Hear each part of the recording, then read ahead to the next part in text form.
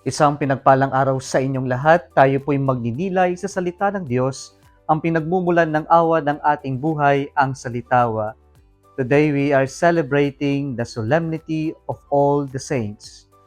Mga kapatid, isa pong magandang paalala sa ating lahat na ang araw na ito ay araw ng mga banal. Ito po ay araw na tayo ay pinapaalalahanan na ikaw at ako ay tinatawag ng Diyos upang magpakabanal o maging banal. Hindi po ito araw ng katatakutan. Hindi po ito araw na para tayo magtakutan. Hindi po ito araw para gunitain natin ang mga nakakatakot, ang mga aswang, ang mga multo, ang mga tikbalang, o kung ano-anong elemento. Hindi po ito ang kahulugan ng Halloween. Ang salitang Halloween ay ang ibig sabihin All Hallows Eve, kung saan ipinagdiriwang natin ang gabi bago ang dakilang kapistahan ng lahat ng mga banal. Kaya po, sana itong araw na ito ay paggunita at pagpapaalala sa atin na ikaw at ako ay tinatawag upang maging banal. Kaya nga sabi ng Panginoon, be holy as our Heavenly Father is holy. Mga kapatid, sino nga ba ang mga santo, ang mga banal? Ikaw ba ay mayroong potensyal na maging banal, na maging santo? Ang sagot ay oo, mga kapatid. Ito yung significance o halaga ng pagdiriwang natin ngayon upang bigyan tayo ng inspirasyon ng mga modelo kung paano ba tayo gaya ng mga nauna sa atin ay magiging santo o mga banal. Kaya po ang pagdiriwang natin ngayon ng dakilang kapistahan ng mga banal ay hindi lamang yung mga tinatawag nating canonized saints, yung mga kinikilala ng simbahan natin na inspirasyon o modelo ng ating pananampalataya. Pero ang mga santong ito ay ang lahat ng mga nakalagpas ng hirap ng buhay, ng pagsubok ng pananampalataya, at ngayon ay kapiling ng Diyos sa kanyang paghahari. Kaya po ang mga pagbasa natin sa araw na ito, sinasagot yung katanungan, sino nga ba ang mga santo? Sino nga ba ang mga banal? At ito yung sinagot ng ating unang pagbasa din sa araw na ito mula sa Book of Revelation. Then, St. John had a vision of a great multitude, and he asked one of the elders, who are these wearing white robes, and where did they come from? And this elder responded and said, these are the ones who have survived the great time, or the time of great distress, and they have washed their robes and made them white in the blood of the Lamb. Mga kapatid, ang mga banal ay unang-una sa lahat, dumaan din sa time of great distress. Ibig sabihin nitong time of great distress ay dito sa ibabaw ng mundo, ang mga santo ay hindi po perpekto, hindi po parang naging komportable ang buhay nila. Gaya mo at gaya ko, dumaan din sila sa napakaraming pagsubok ng buhay. Maraming hirap, maraming pighati, maraming luhang pumatak sa kanilang mga mata.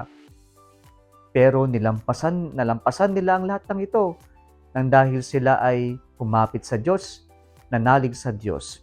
At sabi din dito, they have washed their robes and made them white in the blood of the Lamb. In the Old Testament, the blood of the sacrificed animals are used to cleanse things and people. But now, this is therefore, the blood of the Lamb is a purification. It prefigures that final cleansing of the sacrifice of Christ on the cross. Kaya po ang mga santo ay sila din yung ang Diyos ang kanilang kinilala, ang Diyos ang siyang kanilang niyakap sa kanilang buhay sa kabila ng lahat ng mga pinagdaraanan nilang bigati dito sa ibabaw ng mundo. Sa ating ikalawang pagbasa ngayon mula sa first letter of Saint John, pinapakita sa atin dito na ang mga santo ay yung kinikilala nila yung kanilang identity bilang mga anak ng Diyos, children of God. And so saints recognize themselves as children of the God, and this is their identity, and it should be our identity if we want to become saints. Sabi dito sa ating ikalawang pagbasa ngayon, we do not know that when it is revealed, we shall be like Him, or we shall see Him as He is. Everyone who has this hope based on Him makes himself pure as He is pure.